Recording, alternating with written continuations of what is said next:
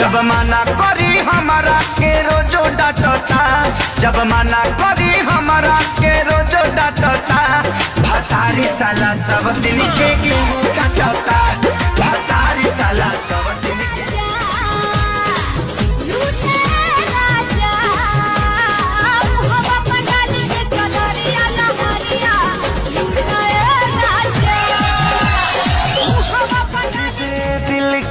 पटाना था, मुझे दर्द दिल का पटाना था।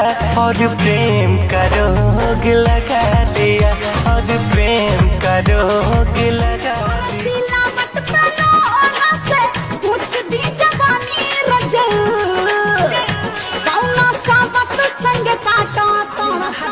राजा करेला कमाई ससुरा में झेलिले सितम, तेरा भरोसे पिया घरवा में रही सच सच कहतनी हम। आज गाड़ी धोला तू के सब है फ्रेंड तेरे एक नंबर पे हाया।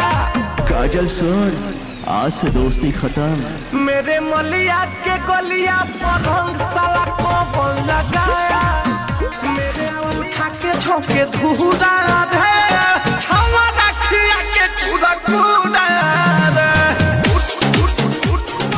में लागे शरम कके नई हर से, हाँ नई हर से कके नई हर से आई हूँ भी कम बदम बेलन वाला धरब चला।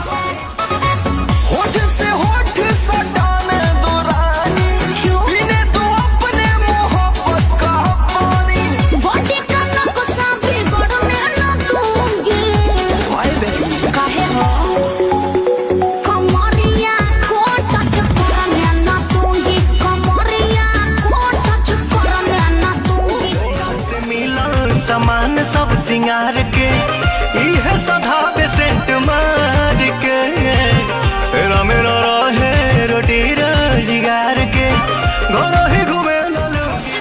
पलक तोरा बाटे बड़ी चिटक लगावा तीरा चाची, लगावा तीरा चाची। हमारा लवंगा में मीटर लगा तीरा चाची। भी गड़ जाए बतिया अपर बातू अनहरिया में राजा, अपर बातू अनहरिया में ललटे। जवानी सुनिए राजा जानी, हमसे कुछ दिन दूर और रहे ना। काचे बाहम रोमान कमर लोटे। पहले प्यार भइल बा तोहरे से दिलवा लगैने, कर तू भरोसा देत नइखे धोखा, ए मत बुझी हट गइने। झेला पड़ा के लाले हम बीची के हो, बोल का भाव बात हरा लीची के हो, बोल का भाव बात हरा लीची के। देह टूटे लगी धुआं उठे लगी, देह टूटे लगी धुआं उठे लगी। के तनो दावा खिलाई एकरा होला नाया सर, नहीं बुझाता